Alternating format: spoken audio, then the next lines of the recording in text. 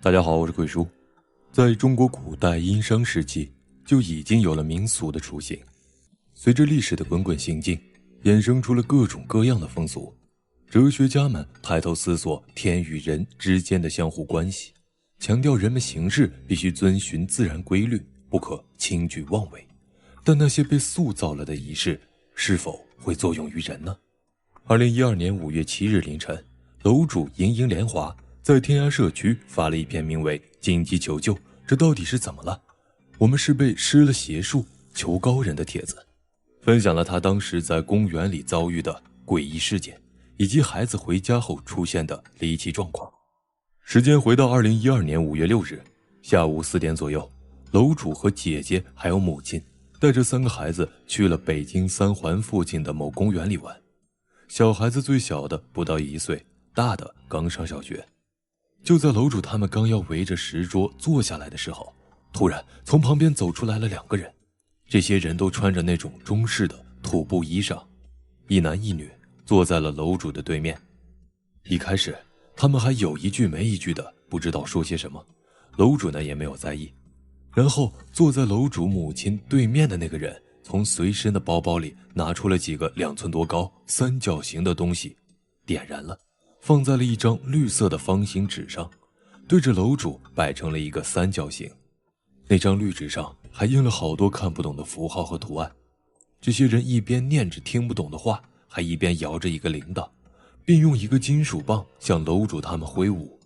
楼主确定的是，很明显的是向自己这行人身上挥舞，一下一下的挥向每一个人。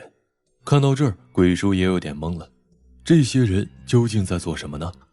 楼主讲道，之后这2个怪人又拿出了2张印着符号的纸，就在石桌上点燃，纸灰随着风就像被什么操控着一样，全部跃动着往楼主一家身上飘过去。这时楼主母亲可能意识到这里面有什么问题，就抱着楼主最小的外甥走开了。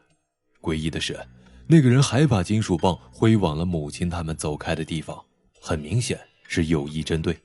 看到这儿，姐姐带着2个孩子呢就愣在了当场。那个怪人又念了几句后，对着一起的人突然说了一句快走别回头，就仓皇地离开了。中式服装，表情有些奇怪，举止怪异，对着路人烧符纸，这些元素组合在一起，不免让楼主产生了深深的疑虑和恐惧。大家心里隐隐地觉得不太舒服，可是又说不出哪里不舒服。大一点的孩子则神情恍惚，2个小一点的孩子则是又哭又闹，极为不安。楼主想着，莫非被施了什么法术或不好的东西，因此跑来论坛听听大家的看法，判断下问题是否严重。有网友认为，也许呢就是心理暗示，平常心，不要理会这些骗子。还有网友说，这压根呢就不是什么邪术，就应该上前啪啪几耳光抡圆了抽。这些人演戏想诈人钱财而已，看楼主他们3个女人带着孩子好下手吧。楼主回帖表示，自己和姐姐都是老师，本来对这些事情呢并不相信，但就在回家后的当天，3个大人开始浑身都很不舒服，具体哪里不舒服又说不出来，就是不得劲儿。3个孩子中大一点的那个孩子刚上小学，回到家就整个人恍恍惚惚的，反应迟钝，一副心不在焉的样子，就像丢了魂似的。另外2个小一点的孩子，一个不到1岁，一个1岁3个月，平时都很乖，但回家后就一直又哭又闹的，特别的不安。而且晚上好不容易混睡着了，只要家里有一点点的风吹草动，就立马惊醒过来，开始哭闹，缠得大人一步都走不开。因为孩子哭闹不止，楼主怕小孩有什么不舒服，带着去医院做了检查，但小孩除了有一点的轻微贫血，别的一切正常。楼主心里隐隐的不安，小孩以前是没有贫血的，现在又是贫血又是哭闹的，自然而然地开始联想，是不是和昨天公园里偶遇的那2个人有关呢？10年前的论坛虽然开始走下坡路了，但是巅峰时期的贴吧吧主、小组、版主都是那个时代下的大 V， 是拥有话语权的意见领袖，这也就意味着拥有流量和一定的变现能力。楼主一家的遭遇经过发帖和网友的顶帖后，吃瓜者众多。到底是楼主的疑神疑鬼，还是楼主遇到了科学无法解释的事儿？网友们议论纷纷，甚至解法众多。有人提议呢，柚子叶洗澡；有人建议家里放桃木枝，门上挂镜子，手臂系红绳，什么佛经、六字真言咒、金光咒。有网友甚至提到了摄魂招婴童。什么是招婴童呢？古代的迷信说法认为，王侯将相离世，用童男童女去陪葬，可以让墓室的主人死后成仙。所以童男童女被做法摄魂后，就可以为墓主人守墓。网友们进而推测，公园里那2个诡异的怪人，会不会就是利用相类似的邪术达成什么不可告人的目的呢？为了验证猜测，有网友留言建议楼主看一下小孩子的手心，男孩看左手，女孩看右手，是否有青筋。楼主在看了以后，果然发现小男孩的左手手心有发青，后来还发黑了，而且高烧不退，去输液都没有用。之后半夜1点的时候，小孩突然退烧了，不再哭闹，精神都变好了。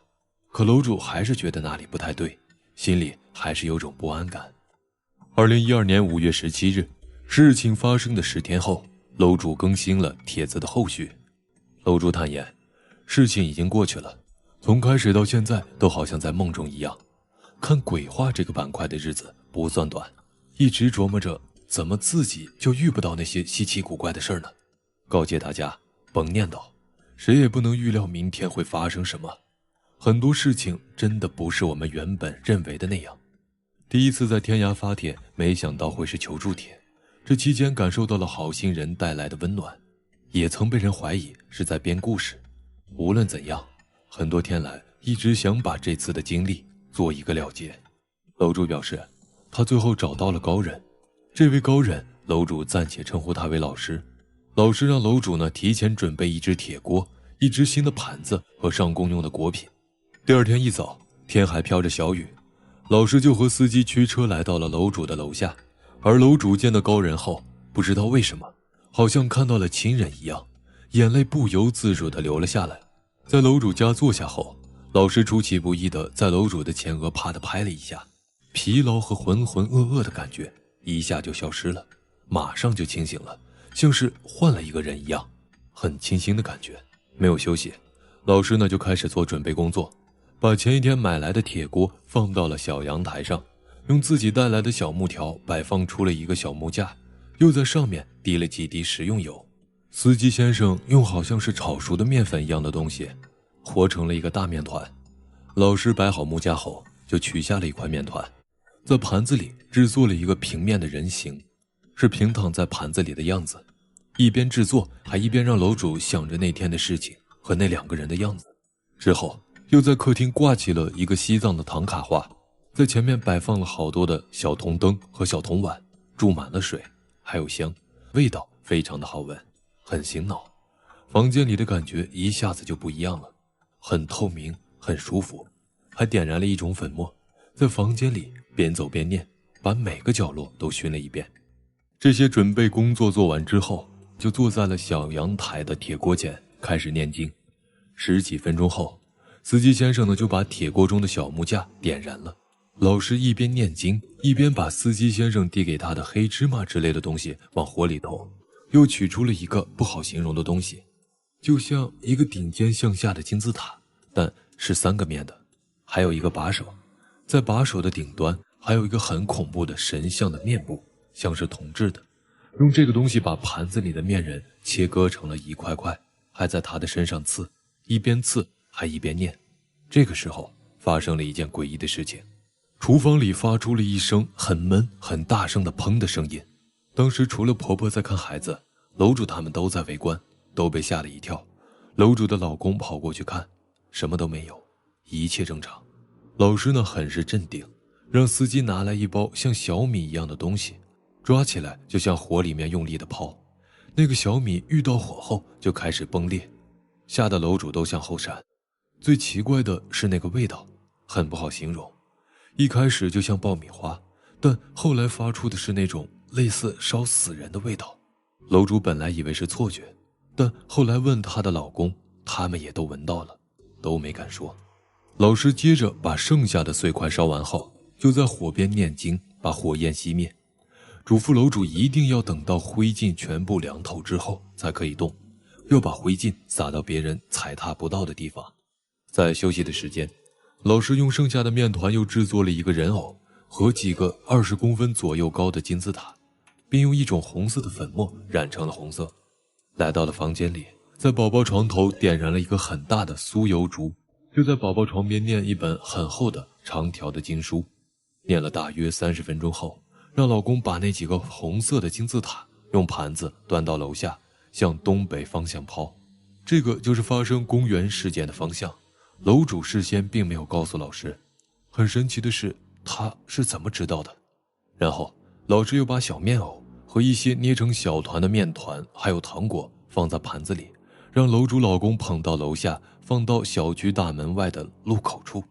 很奇怪，这期间宝宝也不哭也不闹也不要吃的，出奇的老师。老师念完经后叮嘱我们一定要看好蜡烛，不能灭掉，否则就前功尽弃了。蜡烛烧尽之前不能让宝宝出房间，不可以打开窗帘见到天光，什么时候孩子开口叫妈妈，什么时候就好了。此后凌晨天快亮的时候，小东西居然自己坐了起来，叫着妈妈抱。楼主这才放下心来，因为当时的蜡烛还在燃烧，所以一直等到蜡烛熄灭，问过老师确认后，才接着更新帖子向网友报平安。临走时，老师把一条黄色的丝绸哈达盖在了宝宝身上，还摘下了自己的护身符，直接就给宝宝戴上了。期间楼主确实也不免俗，问过老师是否要收费，收多少钱。老师则告诉楼主自己并不需要这些东西，还告诫楼主就像医疗教育一样，一旦被资本操控也就算完了。帖子到这里就结束了。楼主说自己很幸运，遇到了热心的网友，遇到了善良的老师，没有花1分钱。但不可否认的是，现实里利用宗教骗财骗色的大有人在。互联网发帖也好，短视频也罢，真正行骗术的地方可能是私域，可能是做局的群聊，还可能是精心打造的朋友圈。讲各为缘友，广行善业，众善奉行，功德无量，实则只想结缘你的口袋。世外高人不免世俗红尘，万事成生意，资本助力每一个梦想，信仰都能上市。提醒大家谨慎看待，切勿盲从。最后，你觉得这起公园诡异操控事件的真相究竟是什么呢？本期结束，我是鬼叔，想马上看的观众别忘了长按点赞按钮，3连进行催更，下期不见不散。大家好，我是鬼叔。何为神隐？在日本民间认为，这是一种从人间突然消失现象的说法，是一种离奇的失踪罢了。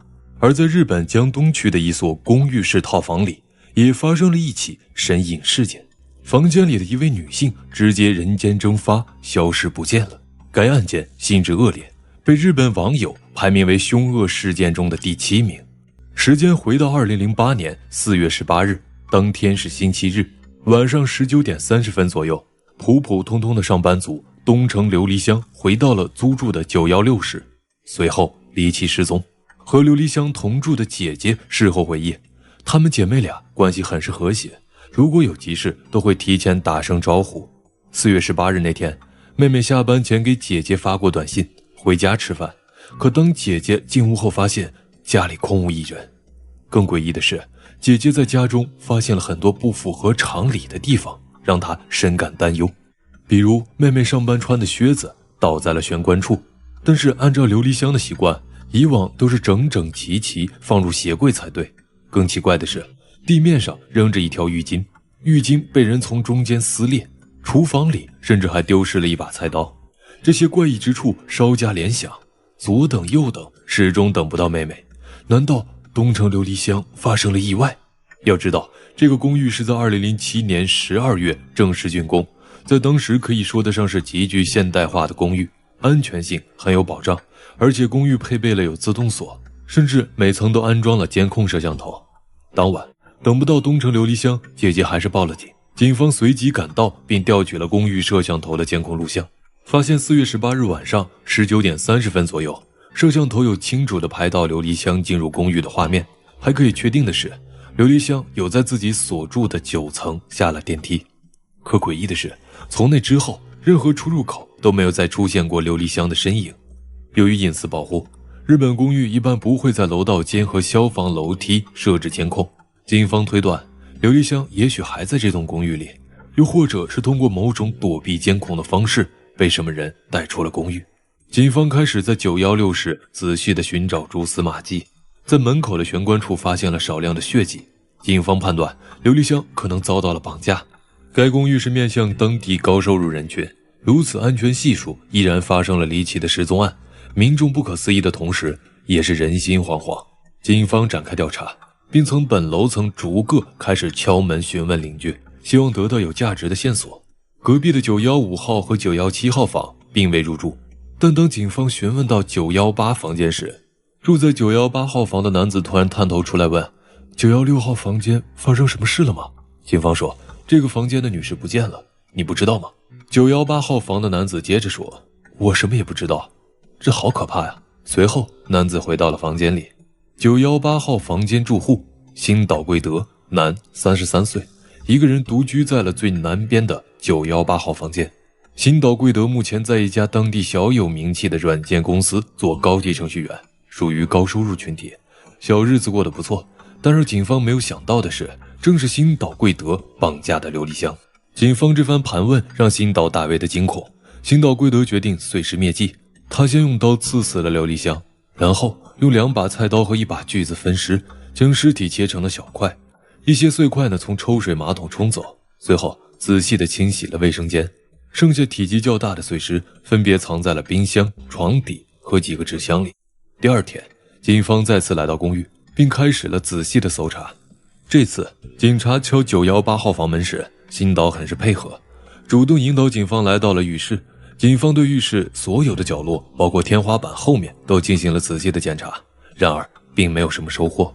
新岛贵德接着主动地从床底下拖出了一个装满杂物的纸箱，打开里面成堆的游戏光盘，而床底的另外2个纸箱就装着碎尸。此时被麻痹的警方并没有继续检查剩下的2个纸箱，因为新岛大胆而主动的配合迷惑了警方。警方调查信息有限，但这起离奇事件还是吸引了媒体的关注。案发第2天，江东公寓门前聚集了多家的媒体，只要有住户出入，就会立刻被一群记者围追堵截，新岛贵德也不例外。根据当时日媒拍到的画面，新岛在楼梯间和警方打了个照面时，面露笑容。等他走出公寓，面对众多记者的采访，他又笑了好几次。这种离奇失踪案，社会压力空前，舆论关注度也很大，可以说是很严肃的场合。但当记者询问他的姓名时，稍有同理心的绝对不会笑，但新岛贵德似乎表现得忍不住了，他先是嘿嘿嘿的笑了几声，接着才回答问题。新岛贵德解释说，自己和父母的关系不好，不希望上了电视被父母打电话过问。于是乎，记者又问起昨天晚上究竟发生了什么，有听到916号房间传出啥响动吗？新岛说，完全没有发现什么不对劲的地方。记者接着问，那你昨晚在家吗？警方问了些什么？新岛依次给出记者解答，听君一席话，如听一席话，说了一堆的废话。记者又问，东城琉璃香家里有男性出入吗？新岛说完全没有注意，其实在9层都没见过几次人。到了第3天，新岛依旧面带微笑接受采访，他还恰巧和琉璃香外地赶来的父亲搭乘了同一部电梯，直言最近公寓发生了大事，抱怨公寓的管理糟糕，还说监控器不怎么够，要给公寓的管理公司投诉，演得自己都差点信了。从18日到4月23日，新岛用锯子甚至是日式精工刀对东城琉璃香进行了分尸，骨头切割成骨片，全部整理在了一起，通过自己上班时使用的绿色背包，每天一点点的在不同地点进行丢弃。5月1日前，尸体已经完全丢抛妥当。5月16日，公司聚会，新岛还和同事调侃该案，似乎觉得自己已经瞒天过海。然而法网恢恢，疏而不漏。其实在案发当天，现场就发现了奇怪的指纹，根本不是琉璃香一家的。当时警方就对公寓人员的指纹进行过采集，但狡猾的星岛使用了某种化学试剂，破坏了指尖的皮肤。然而智者千虑，必有一失，何况是耍小聪明。5月21日，警方来了一记回马枪，再次突击采集指纹，结果星岛的指纹和受害者家里的指纹是匹配的。5月24日，警方突袭918室，室内检测后发现有血液反应，星岛被当场逮捕。随后警方在公寓所在的下水道采集到了细小的人类肉块，经过 DNA 分析，的确是东城琉璃香的。对星岛房间内、浴室等地进行了仔细的调查取样，也同样采集到了东城琉璃香的 DNA， 还在星岛家里发现了琉璃香的钱包碎片。至此，证据确凿，星岛坦白了当晚发生的一切。4月18日那天晚上，下班的琉璃香打开房门时，伺机而动的星岛冲上去将他抱住，捂住口鼻。琉璃香拼命的反抗无果，被星岛敲昏。随后，星岛从他家里拿了一把菜刀，将琉璃香拖回到了自己房中，开始侵犯。但由于心里过于紧张，没有得手。再后来，琉璃香的姐姐报案，警方在公寓四处查找，星岛大为惊慌，决定碎尸灭迹。星岛在法庭上说：“我从来没有约会过女人，没有去看过电影，更没有逛过街，女朋友更是无从谈起。我渴望一个可以去购物、去游乐园的女人。我很清楚，这世界上没有会100%对我言听计从的女性。所以我认为我只要将女性绑架并让她染上性瘾，她就会乖乖听我的话。我必须绑架她，让她深陷其中，在原本的人格上覆盖一个只喜欢我的，整天只想着我的人格。”有人说，人性之恶是诸多因素的合力。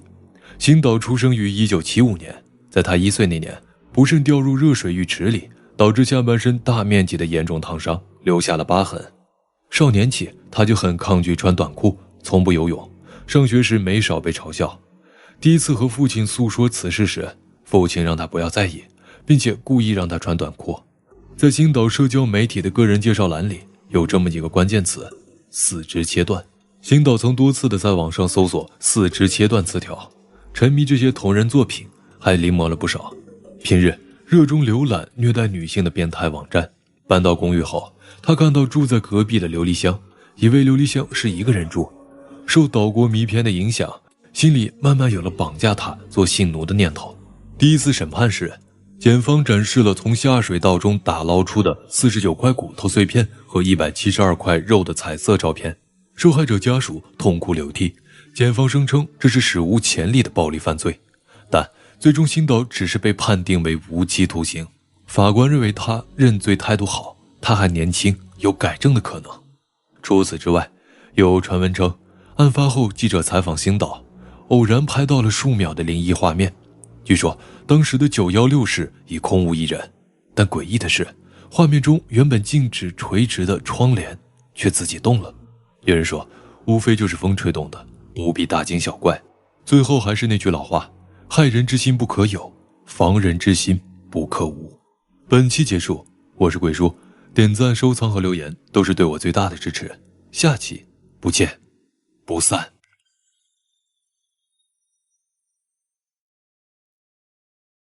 大家好，我是贵叔。西贡位于香港的东部沿海，它被誉为是香港的后花园，有着很多未被开发的地块。得天独厚的壮丽景色让它成为了登山郊游的首选。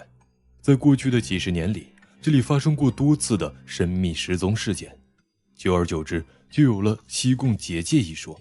其中最著名的就是2005年香港西贡结界事件，反黑探员丁丽华登山离奇失踪，7分钟的求救录音留下一连串的神秘数字，仍得不到解释，地毯式的搜查未果。那么在他身上究竟发生了什么？时间回到2005年9月11日中午时分，香港警方999报案中心接到了一通报案电话，接线员先自报家门，这里是999。丁丽华说自己是爬山者，在西贡，随后报出了一串数字586。接线员又问是什么事情，丁丽华说自己爬山迷路了。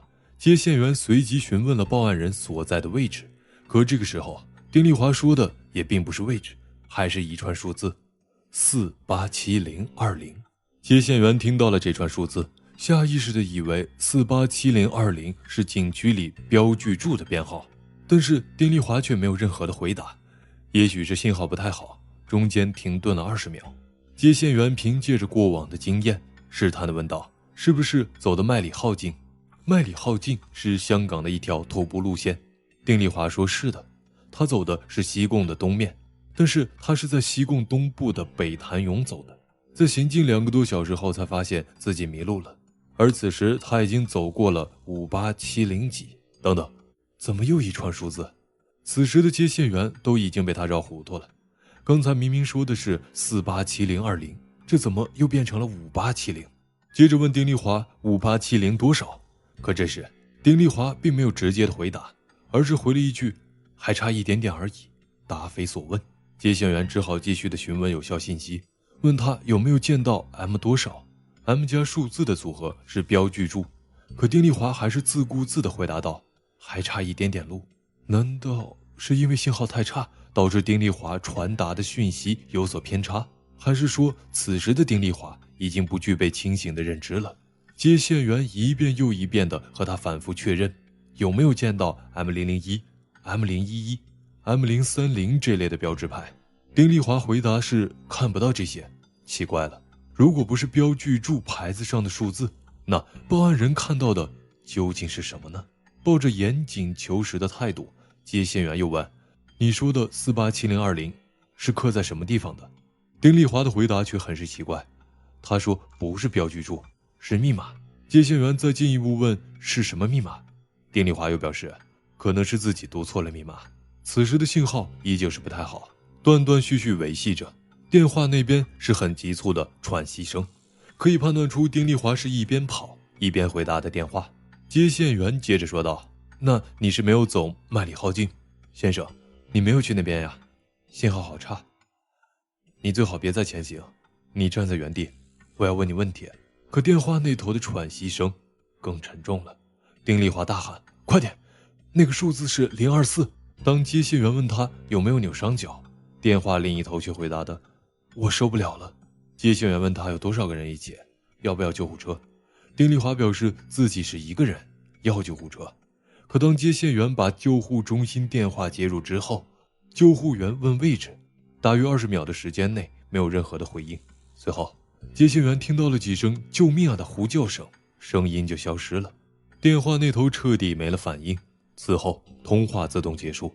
长达7分钟的通话时间里，让人匪夷所思的是，丁丽华既没有自报家门表明自己的身份，也没有能够清楚地回应接线员准确地报出所在的位置，但讯号的断断续续，跑动中的喘息声，无一不在说明报案人真的遇到了麻烦，需要得到救助。最后警方通过了电话号码追踪，确定了报案人是丁丽华。随后警方前往了丁丽华的家中，发现空无一人，而警方派出了大量的人力物力，大面积的搜索，仍没有见到丁丽华的踪迹。丁丽华何许人也？他是香港中区警署反黑组探员，身上配备有警署的专用枪支，他的失踪很可能造成一些安全隐患。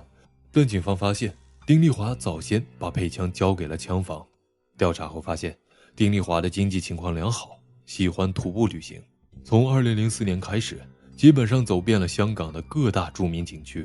警方发现丁丽华本人十分的谨慎，虽然有时候他会跟团去登山，但更多的时候他是独行侠，且不会尝试冒险，时常是原路去原路返回。在丁丽华的电脑资料中还发现了他近1年的旅行路线，其中仅2004年就曾在西贡徒步过3次，每次的时长在5小时左右。2005年还有过1次，而这次是他第5次去西贡，每次的登山路线不同，这些给警方搜查带来了难度。就在这个时候，西湾村村长提供给了警方一个重要的线索。据他交代，此前丁丽华曾来到了西湾村接过电话，当时有10多个外地游客，会不会是丁丽华被这些人袭击的呢？警方立刻的追查到了这些人，可他们却声称没有见过丁丽华，更没有犯罪动机。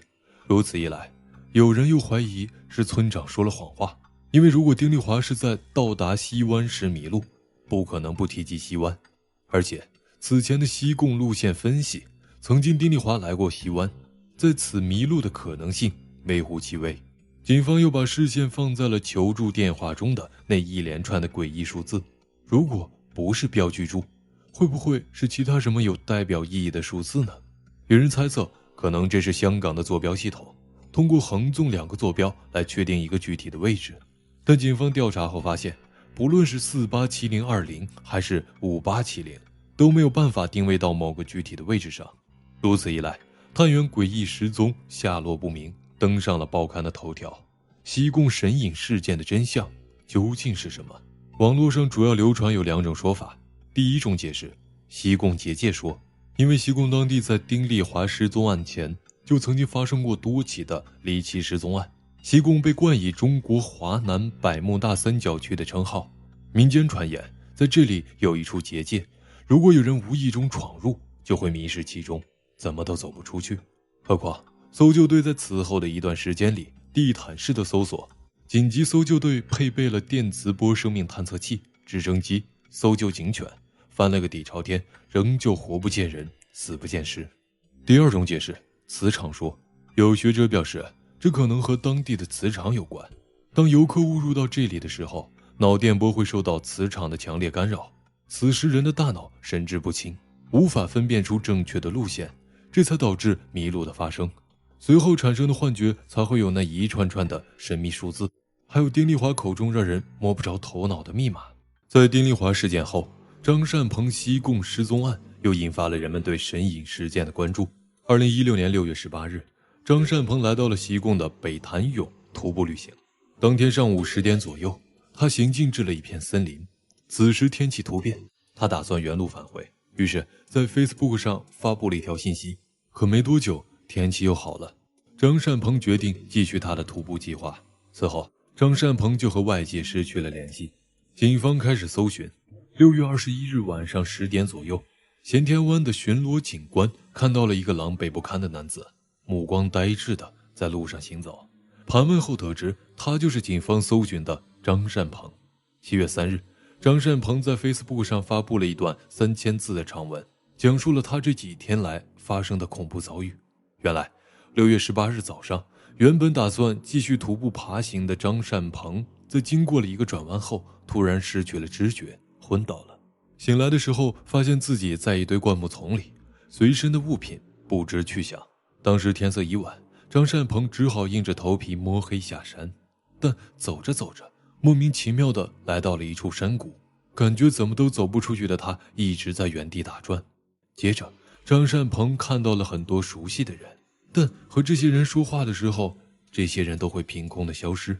没办法，张善鹏只好接着走，走到了一处水潭处，他想休息一下，但这个水潭里却发出了各种奇奇怪怪的声音，而自己消失的香烟又凭空出现了。这个时候，他只能把这些归咎于是自己的幻觉，想抽根烟冷静冷静，但烟盒有点湿了。张善鹏只好找了一块大石头坐下，把烟亮一亮，但不小心又睡着了。再醒来的时候，张善鹏想趁着天亮走出山谷，可走着走着突然看到了一片的墓地。一开始张善鹏觉得自己有救了，因为有墓地就一定有人。但没走几步，张善鹏就反应了过来，西贡哪有什么墓地啊，吓得他拔腿就跑。后来自己又沿着一路走了下去，还是会看到很多认识的人，可一接近他们，人就又消失了。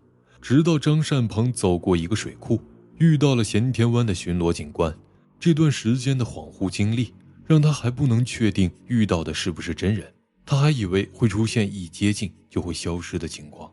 这样离奇怪异的经历很难不让人联想到05年丁丽华诡异消失事件。误入平行空间，还是磁场引发的幻觉，又或是事件背后有着难言之隐呢？无论真相如何，出行安全问题一定不要忽视。本期结束，我是鬼叔，想马上看的观众别忘了长按点赞按钮3连进行催更，下期不见不散。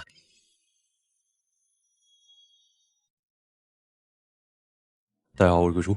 你敢一个人住凶宅吗？其实鬼叔下意识回答肯定是敢的。现实世界的种种都可能会压垮每一个人。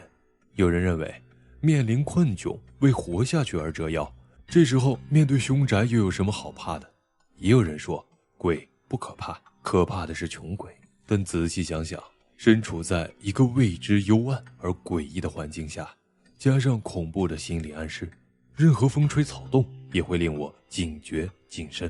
今天的故事同样发生在上海，楼主艾琳在天涯社区分享了她10多年前在上海经历过的恐怖诡异事件。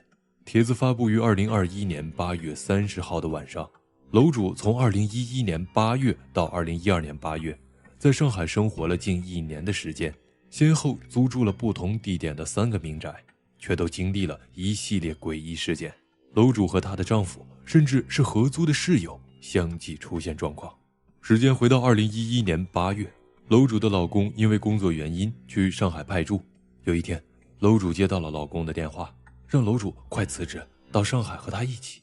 他说那天在出租屋里醒来时遭遇了鬼压床，这不就是睡瘫症吗？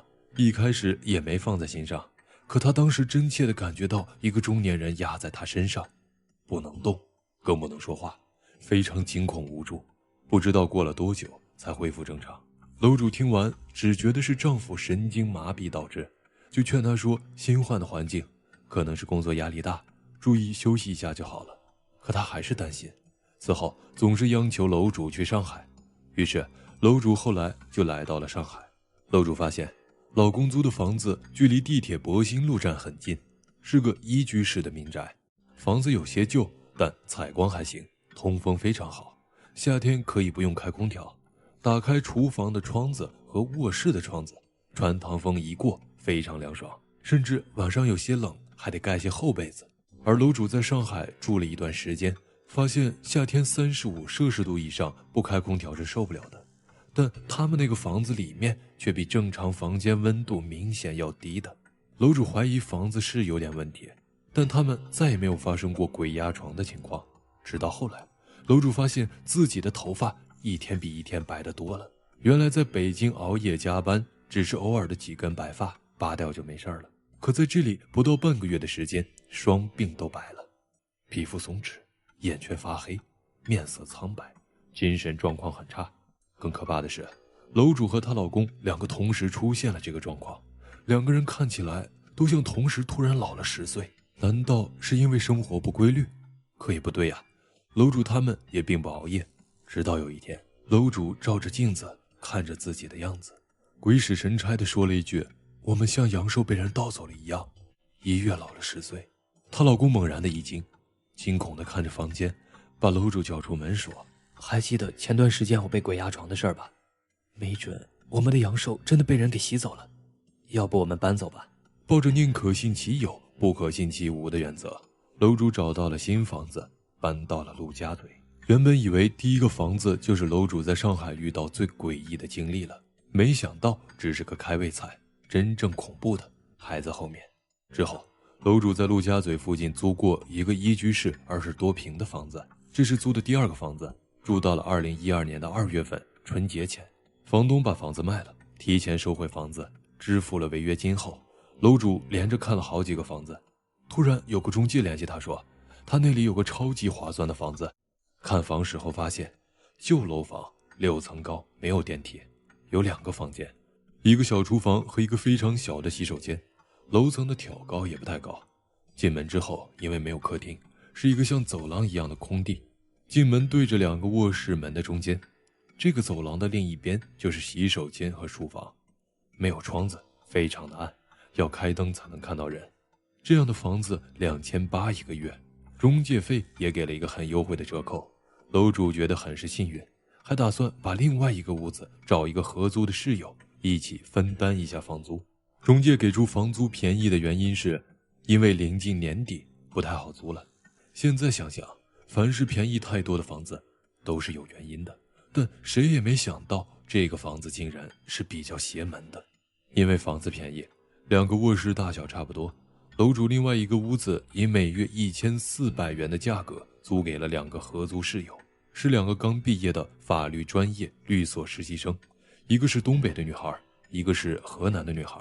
这2个女孩很直爽，相处非常愉快。原以为事情就可以就此平静下来，可诡异的事情才刚刚开始。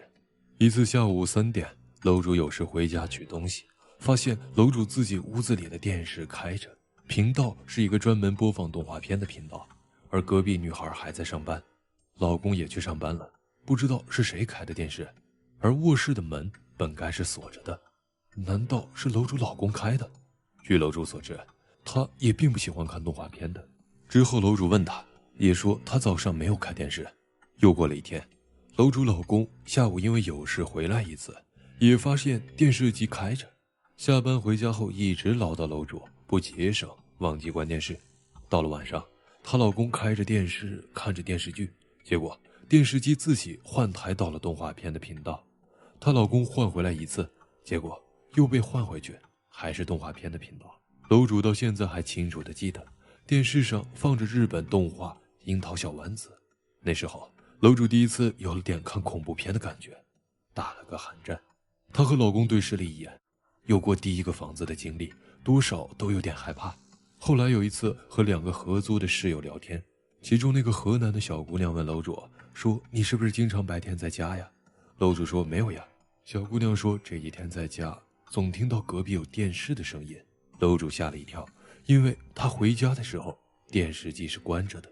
那几年楼主被阳光暴晒就起疹子，出门总打一把遮阳伞。有一天楼主和同事说自己的脚踝韧带松，所以从来没有崴过脚，扭得再严重轻轻松松活动2下就能正常走路了，从没有肿过。第2天又拿着伞下楼走到2楼时，感觉有2股很冷的风在脚踝间吹过，有个非常大的力道推了楼主一把。下楼且没有防备的时候突然不平衡，脚踝重重地扭了一下，剧痛过后的脚迅速肿了起来，养了2个多星期才好。再后来合租的河南女孩要退租，原因是被查出了非常严重的肾病，要回家住院治病。东北女孩呢又找了一个新合租的室友，崇明女孩，她说她很少生病，感冒都很少。楼主突然想起前段时间自己被光速打脸的经历，担心不已。结果过了1个多月，果然小女孩就回家治病去了，据说是肠胃方面的问题，走之前还把房退了。又过了1个多月，东北女孩找到了楼主退租，原因是她也生病了，还挺严重的，肺部抽出了2针管的积液。她说自己身体从小非常的健康，很少生病，结果这次生病就这么严重，还要住院。她说崇明女孩走时也说这个房子有些邪门，风水不太好，让她赶紧搬走。而她现在身体出现这个事情后，她非常的害怕，和楼主商量退租，并且走之前反复的劝说楼主尽快离开。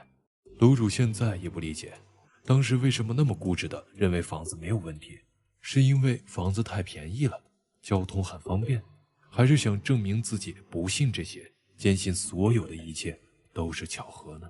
又住了一段时间，楼主开始每天早上全身浮肿，比较直观的就是早上比下午胖1圈，皮肤一按一个坑。楼主去了3家医院，查了肾、脾、膀胱都是正常，还有其他相关的器官都正常，可人的精神开始疲倦，晚上睡觉质量不好，渐渐的连走路都没有力气，而且越发的怕见阳光，每天更愿意在家里躺着。再后来楼主的妹妹来玩，有一天楼主在上班，他妹妹在家里面睡午觉，突然吓得浑身都是汗。开始他不敢说为什么，表示就要离开。被问的没办法，只好说中午在屋里睡午觉时，梦见外面进来了一个老头，穿个灰色的衣服，说让他们都滚出去。在楼主的再三挽留下，妹妹暂时没走。可是过了2天，她一个人又梦到了这个老头。那天妹妹直接买票像逃命一样的回到老家去了，走之前还劝楼主赶紧搬走。此后的一天晚上，楼主在屋里上网，听到了另外一侧的墙有人用脚缓慢地踢着，声音非常的有规律，一下一下一下，不轻也不重，声音很是清晰。楼主第一反应是不是隔壁住着一个老人，半夜病发敲墙求救呢？可半夜12点多了，周围的邻居都在睡觉，半夜出去楼主也是很害怕。第2个想法是打120，可他又犹豫了，那边的情况不清楚，怎么和120说呢？万一不是生病的老人呢？楼主支着耳朵继续听隔壁的动静，1分钟2分钟、3分钟、10分钟，楼主越来越怀疑这不是人干的事儿了。有缓慢的脚步声走动，是楼上人家晚上起夜。等等，楼主住的是顶楼，可能是因为太紧张了，一不小心楼主喊出了声。楼主明显的感觉诡异的声音停了3秒，然后突然变大起来，脚敲墙的声音消失了，但4面墙都出现了敲墙的声音。这时有一个清晰的脚步声在天花板传来，还伴着手杖触地的声音，慢慢的一步一步靠近。楼主被吓得一动不动坐在那里。就在这时，天花板上那个脚步声在1米多远的地方突然停下了，而四周的声音也突然消失了，就剩楼主一个人孤独的在屋子灯光下僵硬的坐着，手心不知什么时候全都是汗。此后楼主选择离开上海。离开上海1个月后，在北京，某天楼主突然觉得有什么东西离开了自己，突然很是轻松，一股热气从体内升起，冰凉的身体突然变暖，而水肿没有吃任何的药，自然的消失了，整个人的精神也逐渐好了起来。但是白了的头发却没有变黑，这些白发时刻提醒着他当年在上海的那些经历并不是幻觉。帖子到这里就结束了，楼主分享很是详细，期间还描述了隔壁有对情侣也在入住没多久就分手的情况。这些都是巧合吗？是楼主他们水土不服的偶然现象，还是说凶宅真的会作用于人呢？直到现在，楼主也没想明白，是否是未知的力量在驱离他们。最后，你有过什么诡异恐怖的经历吗？欢迎评论区留言。本期结束，我是鬼叔，想马上看的观众别忘了长按点赞按钮，3连进行催更，下期不见不散。大家好，我是鬼叔。有人说，消除恐惧的最好办法就是在弹幕里聊天。这期视频看完害怕的小伙伴弹幕里扣1，觉得就这的小伙伴扣一扣眼珠子。时至今日，鬼叔还是很怀念论坛时代，逛论坛是我学生时代的兴趣之一。这些帖子带给我的不仅仅是新鲜感和刺激，也有唏嘘感叹和眺望远方。10几年过去了，论坛逐渐的没落消逝，可故事仍在继续。今天我们就来说一说天涯论坛的一则著名神帖，那个我生活了近6年的电影院。2007年3月29日下午，天涯论坛网友 ID 著名人士在莲蓬鬼话板块发表了帖子，那个我生活了近6年的电影院啊。帖子开始，楼主坦言，近来工作太忙，压力特别大，上班的间隙也不知道该怎么放松，竟然瞄上了这里。看这些故事的时候，感觉非常紧张。相比之下，工作反而不是那么让我紧张了。从懂事以来，我还从来没有遇到过或者看到过他们，但是家里人多次的与他们不期而遇，让我也感到了恐惧和彷徨。读小学的时候，楼主家住在一个名叫81桑场的小村里，爸爸在镇上电影院放电影，就住在镇电影院的前楼里。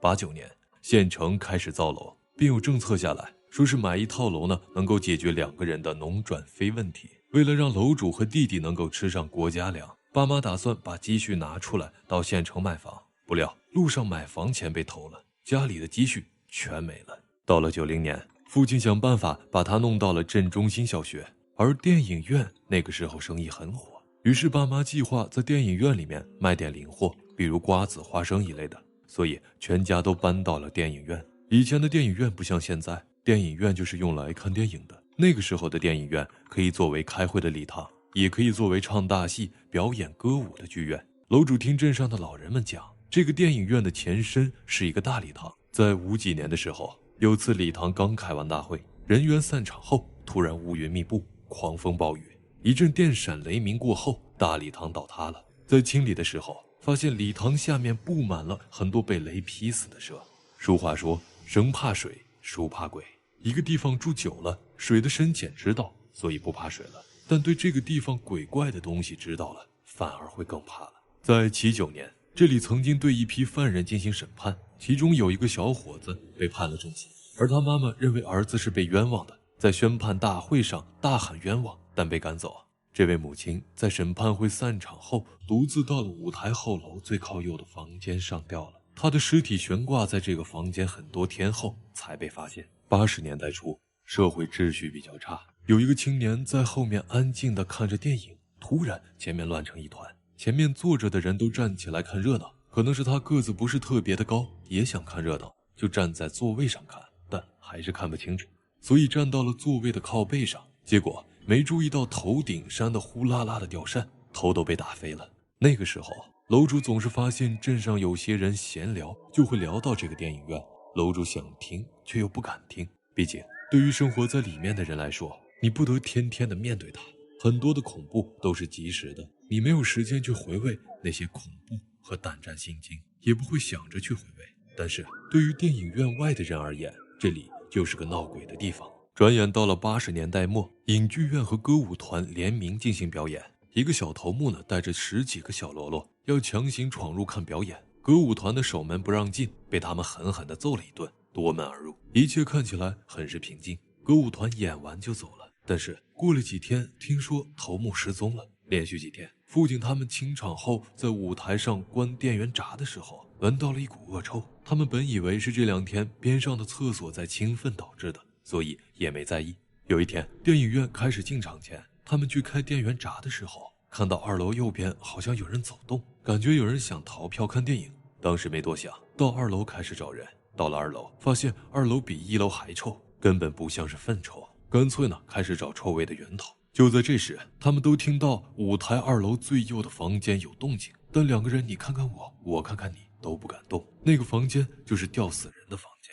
最后，在准备入场的观众堆里找了几个熟人，有个胆子大的一脚就把门给踹开了，结果当场有人就被吓得瘫倒在地，还有几个都恶心的大吐。只见一具腐烂的变绿了的尸体，齿根都烂得露出来了。最后案子破了，死者是那个小头目。原来在那天歌舞散场之后，被打的几个歌舞团的人跟踪这个小头目，最后把他给绑了，想让这小子受几天罪。他们就把这个家伙手脚绑好，喂了点东西给这个家伙吞了，扔到了那个吊死过人的房间里。不过他们也不知道这个房间曾经有过事情。最后尸检说不是药物致死，没有发现内外伤，但是死因还是很蹊跷。有人说可能是被吓死的，因为说他的死相看起来眼睛是睁开的，而且嘴巴张得很大。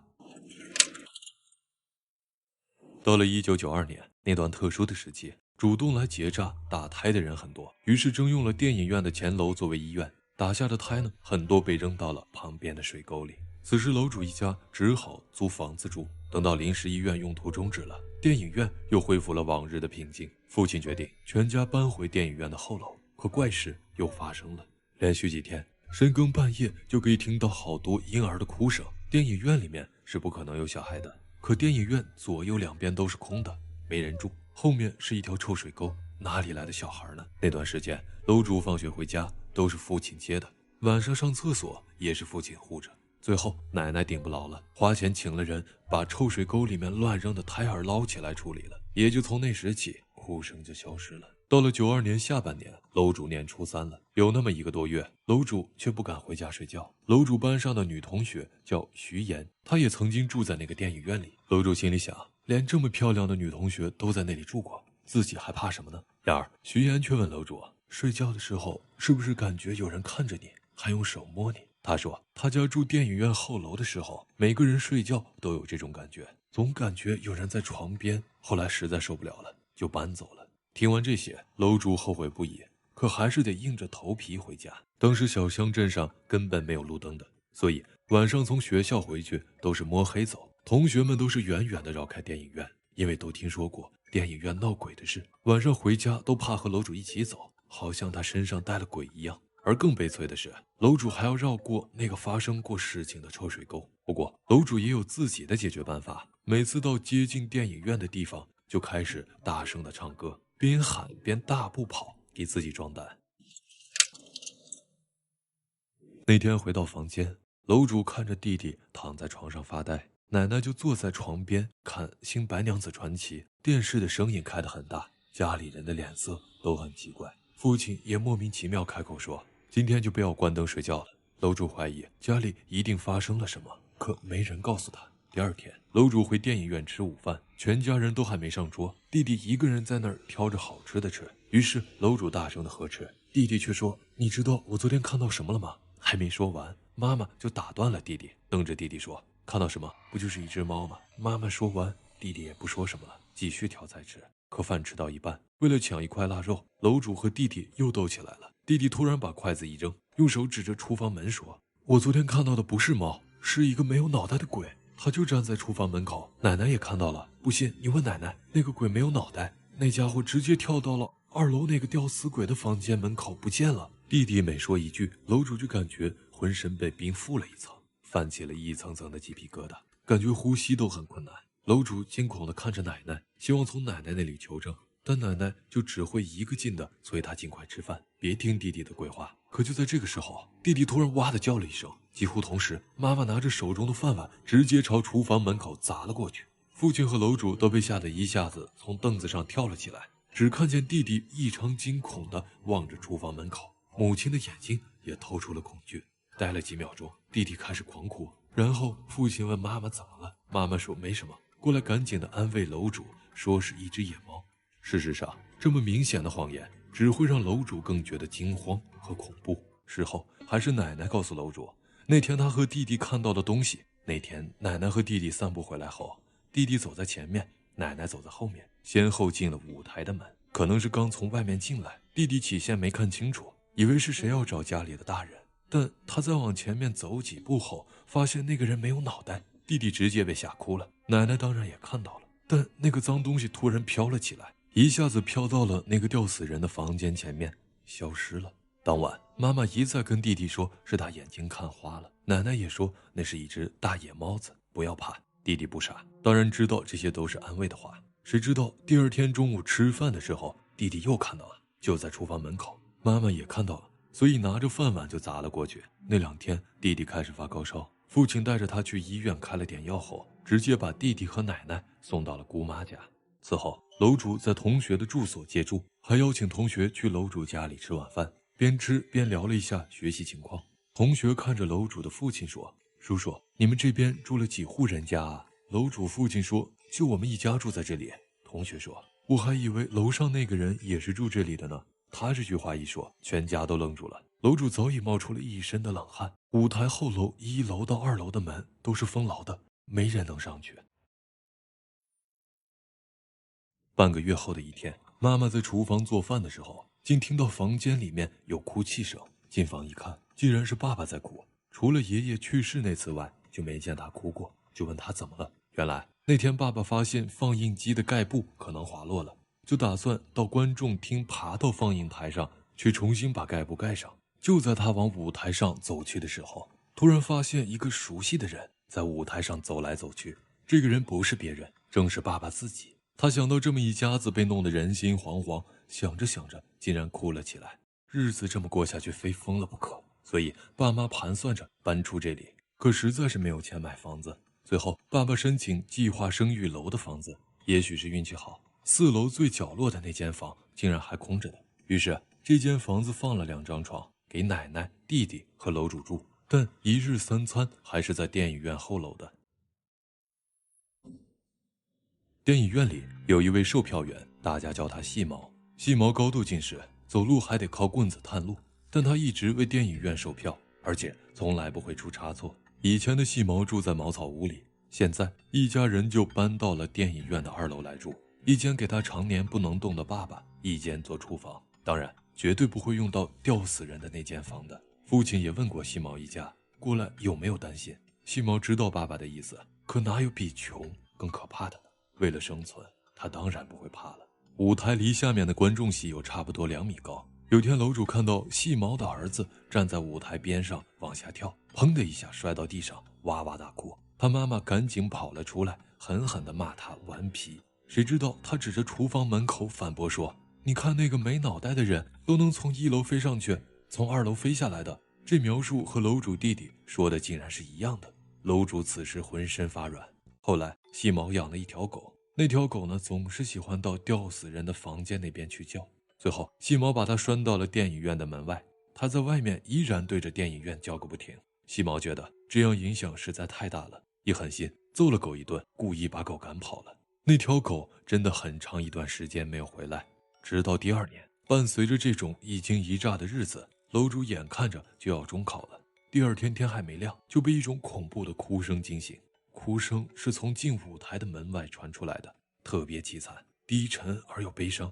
大家都惊恐地看着那扇门，门一打开，大家都惊呆了。就是被细毛赶走的那条狗，前腿跪在地上，绝望的眼，泪汪汪地望着楼主他们，但都不知道他为什么会哭。3天考试，楼主考得还不错。当天回到家里，发现父母的表情不太对。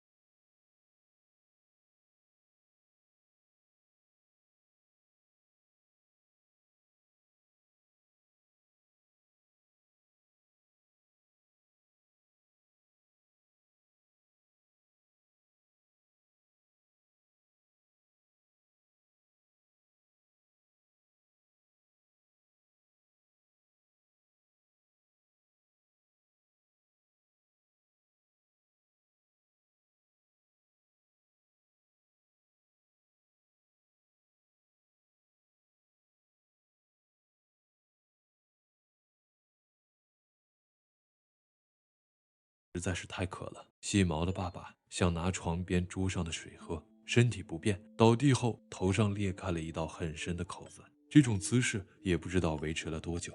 送去没多久，老头子也去世了。后来细毛夫妻就搬走了。再后来，这座电影院岁岁年年送走了一波又一波人，都是受不了又都搬走了。这些人中有亲戚，有觊觎电影院的奸商，有所谓的气功师，他们无一不是受尽了晦气和折磨。还有一位可怜的丈夫，只要有电影，他都准时出现。看完电影还要去坟场看他死去的妻子，在坟场里给他妻子讲他看到的电影。一个小小的电影院，承载了无数人的记忆。江湖险恶，人生无常，有的拼尽全力努力活着，到头来一场空；有的起起落落，生死看淡，最后还能登高望远。根据楼主在微博的后续近况得知，弟弟在2019年受病痛折磨，不幸离世，酸甜苦辣唯有自己知道。以上就是天涯论坛神帖，那个我生活了近6年的电影院。帖子很长，感兴趣的小伙伴可以查看原帖，制作不易，喜欢的小伙伴可以3连支持一下。本期结束，下期不见不散。